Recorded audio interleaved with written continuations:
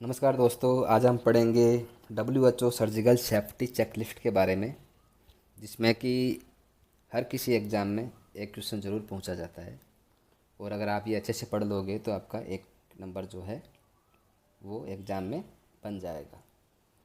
हो सकता है वीडियो थोड़ा लेंदी हो, लेकिन ये पढ़ने के बाद आप हर एग्ज़ाम में जो एक नंबर जो है वो आप बिल्कुल भी नहीं छोड़ने वाले हैं। जैसे कि अभी जो नोट सेट 23 हुआ, उसमें भी एक क्वेश्चन इसके बारे में पूछा गया था और लगभग अमूमन हर एग्ज़ाम में इसके बारे में क्वेश्चन देखने को मिल जाता है। तो चलिए स्टार्ट करते हैं। तो देखो, ये आपके सामने है WHO सर्जिकल चेकलिस्ट, जो कि जब OT स्टार्ट होता है तो उस दौरान किया जाता है। तो WHO ने इसके बनाने का पर्पज़ जो यही था कि जो OT करते समय अपने से गलतियां होती हैं, कि कई बार ये होता है कि दूसरे पेशेंट का कोई दूसरा ऑपरेशन जो है वो कर दिया जाता है, होना कुछ और होता है और कर दिया जाता है। या फिर कई बार आप देखने को मिलते हैं हमारे पास में ऐसे केसेज कि जो पेशेंट है उसके शरीर में कोई जो है इंस्ट्रूमेंट छोड़ दिया जाता है, गोज रह जाता है, मोप रह जाता है, या फिर पूरी तैयारियां पहले से नहीं होती है, ज़्यादा ब्लीडिंग होती है, पेशेंट मैनेज नहीं हो पाता और पेशेंट की डेथ हो जाती है। तो जो मॉर्बिडिटी और जो मोर्टेलिटी रेट है उसको रोकने के लिए ही WHO ने ये जो सर्जिकल चेकलिस्ट है वो तैयार किया था। तो इसमें जो है मोस्टली 5 स्टेप होती हैं: briefing, sign in, time out, sign out और डीब्रीफिंग। तो ये जो सामने आप जो ये डायग्राम देख रहे हैं, इसमें मोस्टली 3 स्टेप हैं, और वो है साइन इन, टाइम आउट और साइन आउट। लेकिन 2 स्टेप और होती है, एक होती है ब्रीफिंग और एक होती है डीब्रीफिंग। ब्रीफिंग सबसे फर्स्ट स्टेप है। ब्रीफिंग जो फर्स्ट स्टेप है, देखो यहाँ पे आप देख रहे हैं कि ब्रीफिंग जो है उसकी फर्स्ट स्टेप है, फिर होता है साइन इन, फिर होता है टाइम आउट, फिर होता है साइन आउट और फिर होता है डी ब्रीफिंग। तो देखो, इसका जो मेन एम था WHO सर्जिकल चेकलिस्ट बनाने का, वो ये था कि रिड्यूस्ड सर्जिकल कॉम्प्लिकेशन या मोर्टेलिटी, कि जो भी मोर्टेलिटी जो कोज होती हैं उनको रोकने के लिए ये जो है वो तैयार की गई थी। तो यहाँ पर देखते हैं सबसे पहले ब्रीफिंग क्या होती है। तो ये देखो, सबसे पहले फर्स्ट स्टेप आ गई है ब्रीफिंग। और ब्रीफिंग क्या होती है कि जब एक पेशेंट की OT होनी होती है तो सबसे पहले बनती है OT लिस्ट। एक लिस्ट बनती है कि आज के दिन में ये ऑपरेशन होने हैं और ये डॉक्टर जो फैकल्टी है वो इसका OT करने वाला है, और ये एनेस्थीसिया टीम रहेगी अपने पास में, और हमें ये इंस्ट्रूमेंट चाहिएंगे। इस प्रकार से मीन्स पूरी जो प्लानिंग जो है वो की जाती है।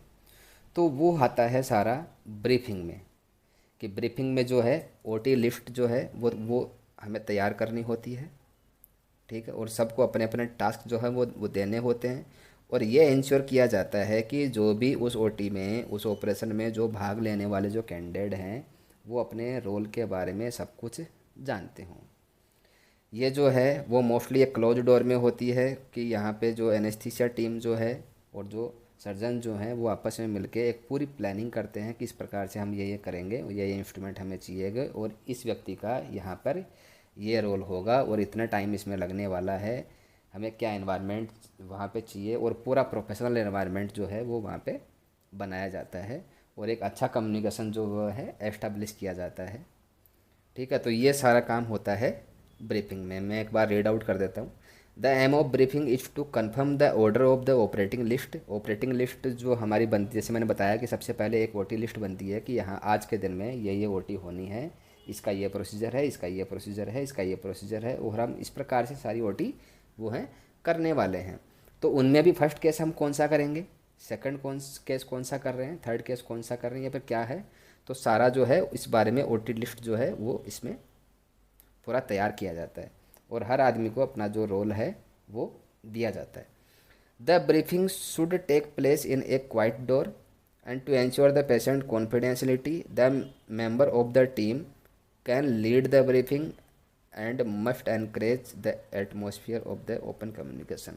तो वहाँ पर यह भी पूछा जाता है कि जब ब्रीफिंग, जब डिस्कशन हो रहा होता है, तो पूछा जाता है कि किसी को कोई डाउट तो नहीं है, ठीक है। और ये एक ओपन कम्युनिकेशन है जहाँ पे हर लोग अपने जो आइडिया हैं वो साझा करते हैं। तो जब ब्रीफिंग हो जाती है और जब पेशेंट को हम ओटी में ले आते हैं तो स्टार्ट होती है एक्चुअल सर्जिकल चेकलिस्ट, जो हमने डायग्राम देखा था। और यहाँ पर जो हमने डायग्राम देखा था उसमें फर्स्ट स्टेप जो आती है उसकी फर्स्ट है, लेकिन जो WHO जो है उसकी ये सेकंड स्टेप है, जिसको हम कहते हैं साइन इन। क्या कहते हैं? Sign in. तो साइन इन जो है वो होती है before induction of the anaesthesia, कि जब पेशेंट को पूरा बेहोश कर देते हैं या फिर जो भी एनेस्थीसिया देना होता है उसको, चाहे रीजनल हो चाहे जनरल हो, ठीक है, उसके पहले जो होती है वो होता है sign in before induction of the anaesthesia. तो बिफोर इंडक्शन ऑफ एनेस्थीसिया में हम ये प्रिपरेशन करते हैं कि एनेस्थीसिया के लिए जो भी इक्विपमेंट चाहिए, जो भी है, वो हमारे पास में अवेलेबल है कि नहीं, हम राइट पेशेंट का राइट प्रोसीजर कर रहे हैं कि नहीं। कई बार केस ये देखने को मिलता है कि राम का जो है एम्पुटेशन करना था लेकिन हमने श्याम का कर दिया, ठीक है। तो ये सारी चीज़ें जो हैं देखने को मिलती है। यहाँ पे ये भी प्रिपरेशन होती है कि पेशेंट को बाई चांस अगर इंटूबेट, जैसे कि फॉर एग्जांपल स्पाइनल एनेस्थीसिया में केस हो रहा था लेकिन उसको जनरल एनेस्थीसिया में अपने को जो है कन्वर्ट करना पड़ा या फिर इसको ईटी ट्यूब डालनी पड़ी, तो हमें क्या क्या जो है वहाँ पे डिफ़िकल्टीज़ हो सकती हैं, क्या एनेस्थीसिया मशीन जो है वो वहाँ पे वर्किंग है कि नहीं, तो सारी चीज़ें यहाँ पे देखी जाती हैं। तो ये सारा स्टेप बाय स्टेप होता है।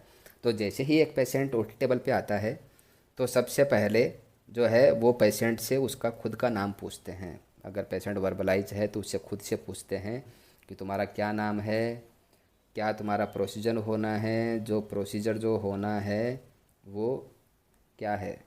तो उससे सारी चीज़ें जो है वो पेशेंट से हमें कंफर्म की जाती हैं, साथ में जो ये सर्जरी टीम जो है उससे भी कंफर्म की जाती है।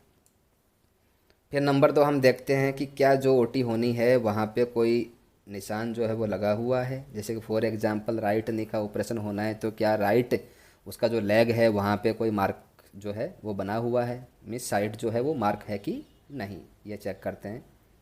फिर हम देखते हैं कि एनेस्थीसिया जो मशीन है वो वर्किंग है कि नहीं, और एनेस्थीसिया में जो मेडिसिन चाहिए वो हमारे पास सारी अवेलेबल हैं कि नहीं।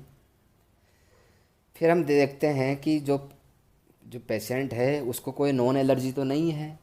अननोन एलर्जी है कोई बात नहीं, बट नॉन एलर्जी नहीं होनी चाहिए। हो सकता है कि उसको कोई ड्रग है, या मान लो कि उसको एग एलर्जी है। जैसे कि हम जानते हैं कि ओटी में जब हम एनेस्थीसिया देते हैं तो प्रोपोफोल एक ऐसी ड्रग है जो मोस्ट कॉमन यूज़ करते हैं। और प्रोपोफोल जो है उसमें एग एग जो है उसका इमल्सन होता है, अंडे का जो है इमल्सन होता है। तो हो सकता है कि पेशेंट को अगर एलर्जी हुई एग से तो हम प्रोपोफोल अवॉइड करेंगे। तो इसीलिए हम पूछते हैं कि कोई नॉन ड्रग से उसको एलर्जी तो नहीं है। फिर हम देखते हैं कि जो है पेशेंट जो है उसको डिफ़िकल्ट एयरवे या एस्पिरेशन रिस्क तो नहीं है, ठीक है। तो इसके लिए सारा हम चेक करते हैं कि पेशेंट कब से एनपीओ है, क्या है। फिर हम देखते हैं कि वहाँ पे जो is there risk of blood loss, blood loss की रिस्क है। तो अगर वहाँ पर हम पूछते हैं कि 500 ml से ज़्यादा ब्लड का लॉस होगा क्या, क्यों पूछते हैं? क्योंकि अगर 500 ml से ज़्यादा अगर ब्लड लॉस अगर सर्जन एक्सपेक्ट कर रहे हैं तो हम वहाँ पे वाइड बोर कैनुला ले सकते हैं। मिस 18 या फिर 16 का कैनुला हम पुट कर देंगे। या फिर अगर ये मान लो सर्जन ये कहे कि हाँ 1000 ml ब्लड लॉस होगा तो हम उसको सेंटर लाइन लगाएंगे। तो इसीलिए ये चीज़ बहुत ही इम्पोर्टेंट है, ये पूछना कि सर्जरी के दौरान कितना ब्लड लॉस हो रहा है। तो ये तो मैंने लिख के बताया है, ये सेम टू सेम लिखा होता है वहाँ पर चेकलिस्ट में, जो कि हम यहाँ पर देखो ये रहा। तो यहाँ पर क्या है कि ये देखो, अगर इमेज जो है उसको हम जूम करके देखते हैं तो ये है अपना साइन इन, ठीक है, ये अपना साइन इन है। यहाँ पर एक नर्स और एक एनेस्थीसिया वाला जो है वो स्टाफ होना चाहिए। बिफोर इंडक्शन ऑफ एनेस्थीसिया ये होती है। तो जो क्वेश्चन हमने देखे वो यहाँ पे लिखे होते हैं और इनको हमें क्या करना होता है, सारा टिक मार्क करना होता है। देखो यहाँ पे has the patient confirmed his her और आइडेंटिटी, साइट नेम, प्रोसीजर और कंसेंट, उसका कंसेंट लिया है कि नहीं, तो इसको हम टिक कर देते हैं।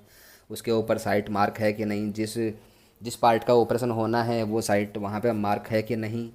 तो वो मार्क है तो हम यस करते हैं, नहीं मार्क है तो, जैसे कि फॉर एग्जांपल अप्लीकेबल नहीं है तो हम नॉट अप्लीकेबल पे टिक लगा देते हैं।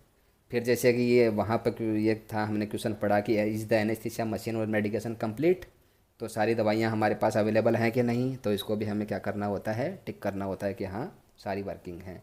पेशेंट जब हमने मशीन चेक की तो पल्स ऑक्सीमीटर काम कर रहा है कि नहीं, तो काम कर रहा है, यहाँ पे भी टिक मार्क हमें को करना होता है। क्या पेशेंट को किसी दवाई से एलर्जी है, नॉन एलर्जी है, अगर है तो हम यहाँ पे यस करते हैं, और सामने जो भी XYZ जो है ड्रग है उसका हम यहाँ पे क्या लिखते हैं, नाम लिखते हैं कि इस दवाई से इसको एलर्जी है, और अगर नहीं है तो नो पे टिक करते हैं।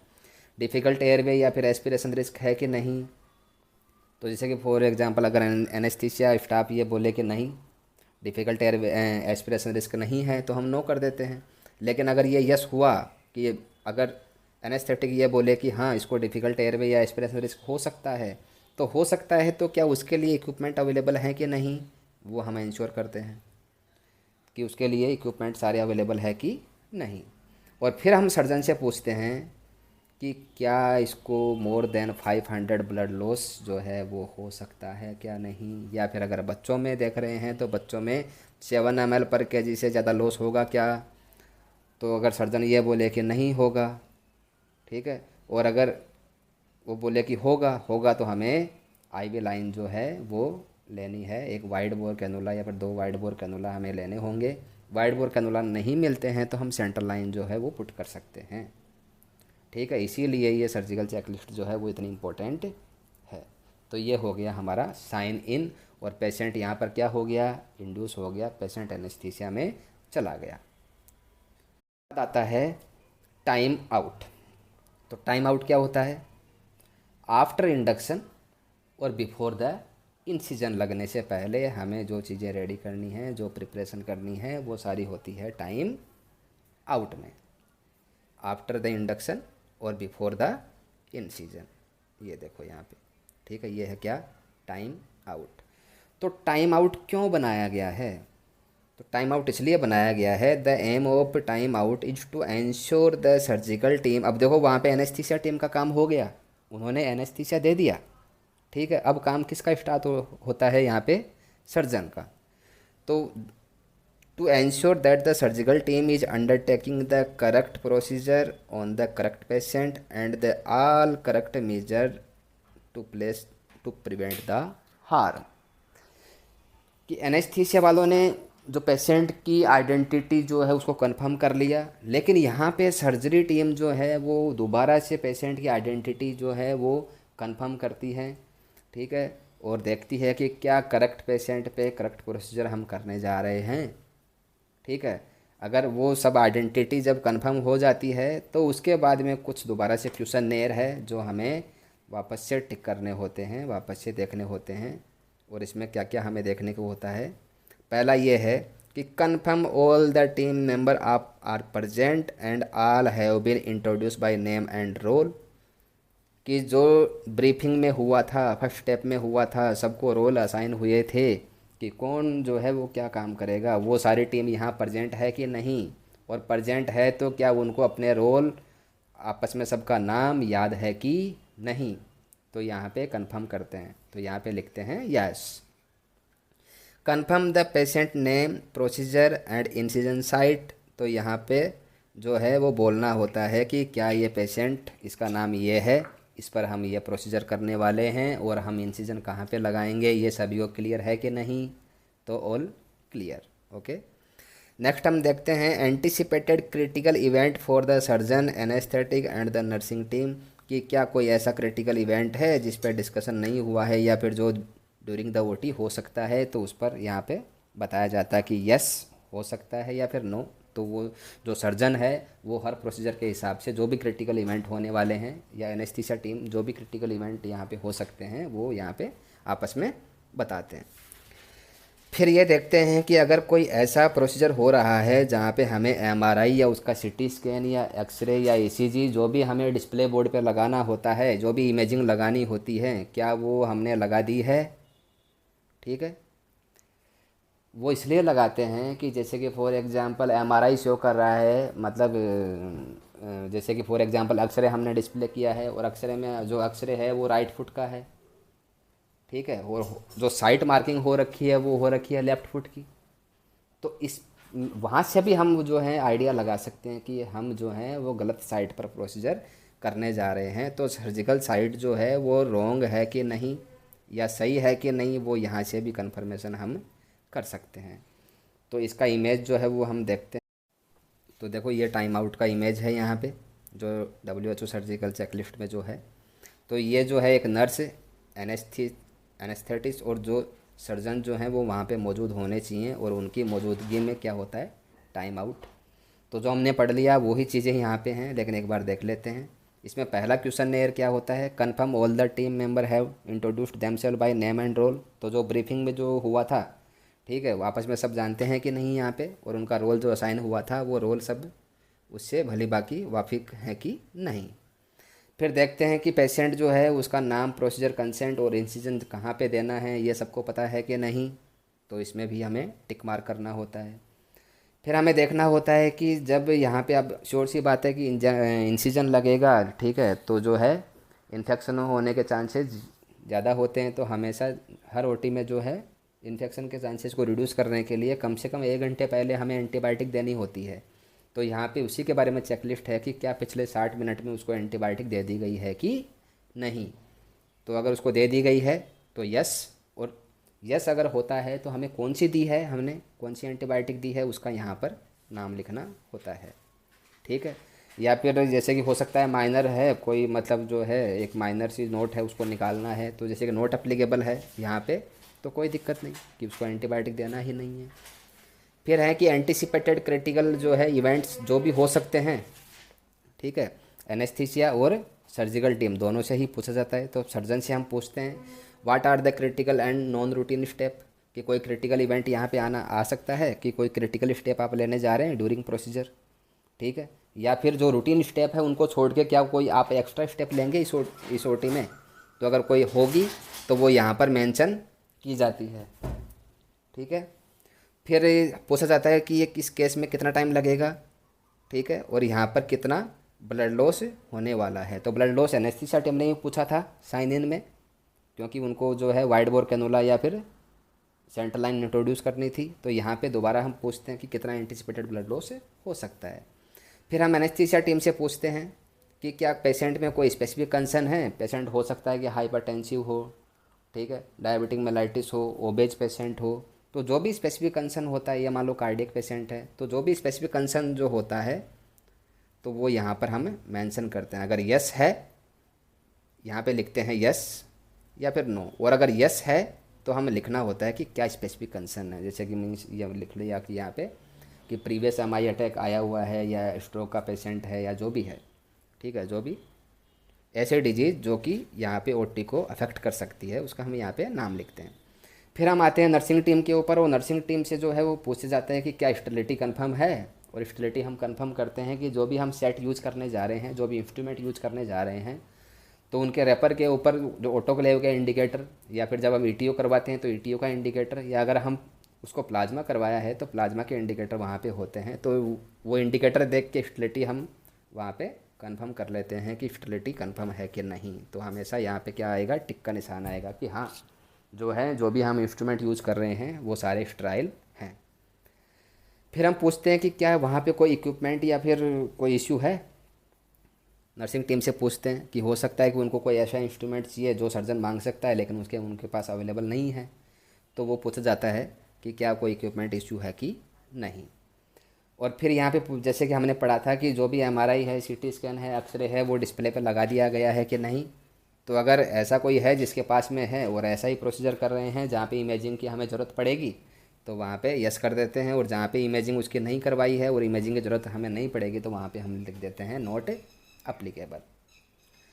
नेक्स्ट स्टेप पे जो है इसकी साइन आउट। और साइन आउट कब होता है, अब देखो ओटी हो गया, तो पेशेंट के ओटी छोड़ने से पहले होता है साइन आउट। नंबर 4 स्टेप क्या है, sign out before leaving the patient OT, OT छोड़ने से पहले। तो ये क्यों बनाया गया है? ये इसलिए बनाया गया है कि that the surgical procedure has been completed in entirely and documented accordingly, कि जैसे कि उसने कहा था कि मैं रूटीन स्टेप में ही करूँगा ये ओटी, तो क्या उसने रूटीन स्टेप में ही किया गया है? ठीक है। और पेशेंट की सारी सेफ्टी रखी गई है कि नहीं, ये। और साथ में जो है यहाँ पे कुछ जो है दोबारा से क्वेश्चन एयर वगैरह होते हैं, वो हम देखते हैं कि जैसे कि मतलब कितने सुचर काउंट जो है अपने पूरे हो रहे हैं कि नहीं, जितने गोज काम में ली। फॉर एग्जांपल 20 गोज हमने निकाले थे, 5 मोप निकाले थे, तो जो है उनकी काउंटिंग पूरी हो रही है कि नहीं। हमारे इंस्ट्रूमेंट ऐसा तो नहीं है कि जहाँ जो सर फॉर एग्जांपल स्टोमक का सर्जरी हो रहा था तो एब्डोमेन में ही हमने जो है ये मान लो निडल होल्डर छोड़ दिया, कोई आर्टरी फोर्सेप छोड़ दी, तो सारा जो है मिस काउंटिंग जो है वो इसी स्टेप में कंप्लीट की जाती है। ठीक है। तो साथ में यहाँ पर दोबारा से कुछ जो है क्वेश्चन की लिस्ट होती है, वो जो है उनको हमें देखना होता है। तो जो भी स्क्रब नर्स थी, जो भी सर्जिकल नर्स थी, वो ज़ोर से बोलती है दोबारा से कि पेशेंट का ये प्रोसीजर हुआ है और हमने ये इंस्ट्रूमेंट यूज में लिए थे, इतने स्पंज यूज में लिए थे, इतने निडल काम में ली थी और इनकी काउंट पूरी है, जितनी मैंने सर्जन को दी थी सर्जन ने मेरे को वापस दे दी। अगर सर्जन ने उतनी वापस नहीं दी तो वो एक निडल, वो एक फोर्सेप, वो एक इंस्ट्रूमेंट, वो एक गोज, वो एक स्वाब कहाँ गया? तो उसको सर्च किया जाता है, दोबारा ढूंढा जाता है। ठीक है। कहीं ऐसा तो नहीं है कि उसके एब्डोमेन में ही या फिर जो भी सर्जिकल साइड थी वहीं पे ही वो अंदर दबा रह गया, या फिर हो सकता है कि वो कई बार नीचे गिर जाती हैं चीज़ें, हो सकता है कि वो नीचे गिर गया। तो सारी काउंटिंग जो है वो पूरी की जाती है, उसके बाद ही पेशेंट को ओटी छोड़ने दिया जाता है। और अगर पेशेंट का हमने कोई स्पेसिमेन निकाला है तो वो स्पेसिमेन लेबल है कि नहीं, ये देखा जाता है यहाँ पे। ठीक है। स्पेसिमेन जो है लेबल है तो उसका नाम जोर से पढ़ा जाता है कि हाँ ये स्पेसिमेन हमने निकाला है यहाँ पे, और उस पर जो है पेशेंट का नाम हमने सही तरीके से लिखा है कि नहीं। क्योंकि अगर हमने पेशेंट का नाम, उसका आइडेंटिफिकेशन सही नहीं लिखा है, फॉर एग्जांपल गलत लिख दिया है, तो कल को फिर जब रिपोर्ट आएगी तो इशू होगा, वो रिपोर्ट हमें नहीं मिलने वाली है। तो ये थी नंबर 4 स्टेप। अब लेते हैं हम। देखो ये रहा, ये होती है पेशेंट के ओटी रूम छोड़ने से पहले, जिसको हम बोलते हैं साइन आउट। यहाँ पर भी एक नर्स, एक एनेस्थीसिया टीम और एक सर्जन जो है वो हमेशा होते हैं। तो यहाँ पे नर्स जो है वो अलाउड बोलती है, ज़ोर से बोलती है कि ताकि सबको सुनाई दे। क्या क्या बोलती है?